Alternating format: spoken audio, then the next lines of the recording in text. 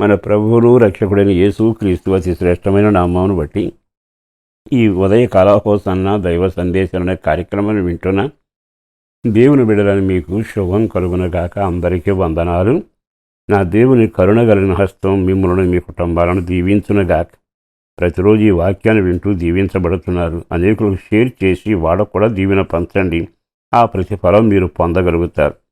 ఈ రోజున మన వ్యక్తిగత జీవితంలో దేవుడు నిన్ను చూచి, నీ నడకను చూసి, నీ ప్రయత్నాలు చూసి, నీ ఆశను చూసి, నీ యొక్క ఎదుగుదలను చూసి, నువ్వు వెళ్ళే మార్గాన్ని చూసి ప్రభువు సంతోషించి నీకు దీవెన కలుగ చేయాలి. చాలాసార్లు ఇంత కష్టపడుతున్నానుగా దేవుడు దీవెన దయచేస్తే బాగుంటుంది అనిపిస్తుంది.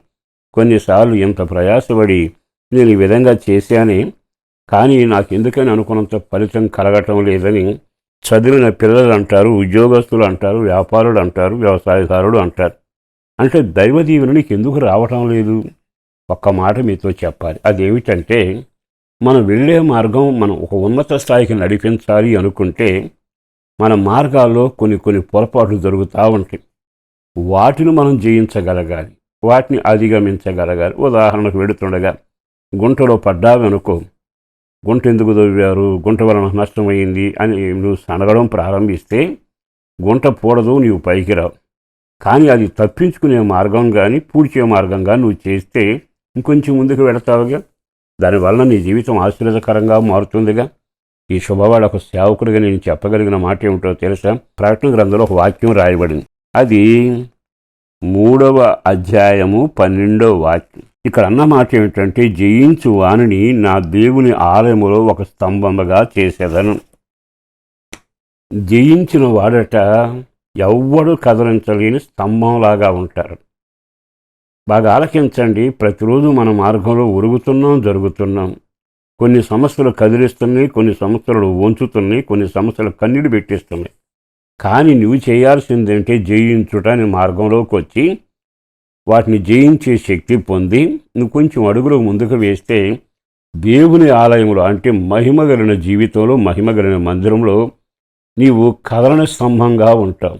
నీ ఆత్మీయ జీవితాన్ని నిన్ను గమ్యాన్ని చేరనివ్వకుండా గట్టి స్తంభంగా కాకుండా దేవుని సంధికి దూరంగా చేసేది ఏమిటి? కొన్ని బలహీనతలు. అది వ్యభిచారం కావచ్చు, త్రాగుడు కావచ్చు, చెడు సహవాసం కావచ్చు, లేనిది కల్పించడం కావచ్చు, చిన్న చిన్న అబద్ధాలు కావచ్చు. మనం ప్రాకారాలు జయిస్తున్నాం, కానీ ఈ చిన్న పాపాలను జయించగలుగుతున్నామా? ఈ రోజున సేవకుడికి నేను చెప్పగలిగిన మాట, నీ జీవితకాలం అబద్ధాలు ఆడుతూ వచ్చావు అనుకో, అబద్ధాల పంట ఎంత ఘోరంగా ఉంటుంది. చెడు సహవాసం చేసి ఆ సహవాసం తప్పురని పెద్దలు చెప్పినా వినకుండా దాన్ని జయించి విడుదల పొందితే మంచి భవిష్యత్తు ఉంటుంది. కానీ ఇది మామూలులే అనుకుంటూ వెళితే దిగజారిపోతావుగా. నేను సేవకులుగా చెప్పగలిగింది ఏమిటంటే, భక్తులు కానీ కుటుంబపరం కానీ ఏ కోణంలోనూ జయించే ఒక వ్యక్తిలాగా, అంటే నీకున్న సమస్యను అధిగమించగలిగిన వ్యక్తిలాగా ఆ గుంట నుంచి బయటపడటం కానీ, గుంటను దాటడం కానీ కొన్ని ఆటంకాలు వస్తాయి. అవి దేని వలన వచ్చాయో గమనించి నెమ్మదిగా, ఓహో నేను ఈ చెడు సహవాసానికి వెళ్ళాను, నాకు ఈ కష్టాలు వచ్చాయి, అదిగో త్రాగాను, దరిద్రం నా దగ్గరకు వచ్చింది, సమాజంలో విలువ లేకుండా పోయింది. నువ్వు ఎంతకాలం త్రాగుతున్నా విలువ ఉండదుగా. విలువ లేకపోయిన తర్వాత నీ కుటుంబానికి కానీ నీ వారికి విలువ ఉంటుందా? తల ఎత్తుకు సమాజంలో తిరగగలవా? అయితే నేను చెప్పేది ద్వేషంతోనూ కోపంతో కాదు, కానీ వ్యక్తిగతంగా మనం కొన్నిటి చిన్న వాటి జయించలేకపోతున్నాంగా. ఓ చిన్న అబద్ధాన్ని కానీ, ఒక మనిషిని పరిహాసం చేసే లక్షణం కానీ, చెడు సాంగత్యం కానీ, మంచి లేని దిక్కుమాలిన బుద్ధి కానీ ఉంటే వాటిని ఎందుకు జయించకూడదు? వాటిని జయిస్తే నీ పేరు జయించే వీరుడని పేరు. ఆత్మీయ జీవితంలో శరీరక్రియలు చంపాలని రాయబడింది. మరి అట్లాంటి వాటిని చంపుకుంటూ వెళ్ళగలిగితే చివరికి అన్నిటినీ జయించిన యోధుడు ఘనమైన పాత్రగా ఉంటాడుగా, ఘనపరుస్తాడుగా. దేవుడు అంటాడు, నిన్ను నా దేవుని మందిరంలో ఒక ఆలయంలో స్తంభంగా చేస్తాను, ఎన్నడూ నువ్వు కదిలించబడవు, నువ్వెన్నడూ బయటికి పోవు. అంటే ఎంత స్థిరమైన జీవితం, ఎంత స్థిరమైన కలిమి, ఎంత స్థిరమైన కృప. ఆహా, ఈ మాటలు వింటుంటేనే ఆశ్చర్యం, ఆనందం అనిపిస్తుందిగా. ఈ రోజున ప్రయత్నం చేసి చూడు, ప్రభువును వేడుకొని చూడు, సహకారిగా ఉండయ్యా అని అడుగు. ప్రతి చిన్న దాని మీద నీకు జయం మొదలాలి. అట్లా చిన్న వాటి మీద నీకు జయం కలిగితే రేపు పెద్ద వాటిని కూడా జయించి ఒక స్థిరమైన ఆశీర్వాదకరమైన అనుభవంలో ఉండబోతున్నావు. అట్టి కృప నా దేవుడు మీకు దయచేయునగాక. పరిశుద్ధుడును ప్రేమామడిన ప్రభు వందనాలయ. భారమైన ఈ ప్రేమ కొరకు ధన్యవాదాలు. వాక్యాన్ని కుటుంబాల్లో ఫలభరితంగా మార్చండి. ఈ కుటుంబాలకు దీవెన కలగాలి.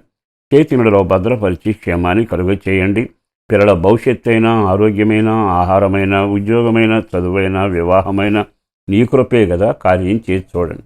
ప్రభువు వారు నీ ద్వారా మేలు పొందాలి. అన్నిటికంటే రక్షించబడి రక్షణ ఆనందంలో నుంచి, పాపం నుంచి విడుదల పొందాలి. నీ సన్నిధి తోడుగా ఉండాలి. కష్టార్జితం దీవెనకరంగా ఉండాలి. ఆరోగ్యం పరిపూర్ణంగా ఉండాలి. అభిషేకం నింపబడాలి. మార్గంలో ప్రార్థనా మార్గంలో నడిచే కార్యం, ఓ పరిశుద్ధమైన జీవితాన్ని జీవించే కృప దయచేసి ఆశీర్వదించమని యేసు పేరట వేడుతున్నాం తండ్రి. ఆమేన్.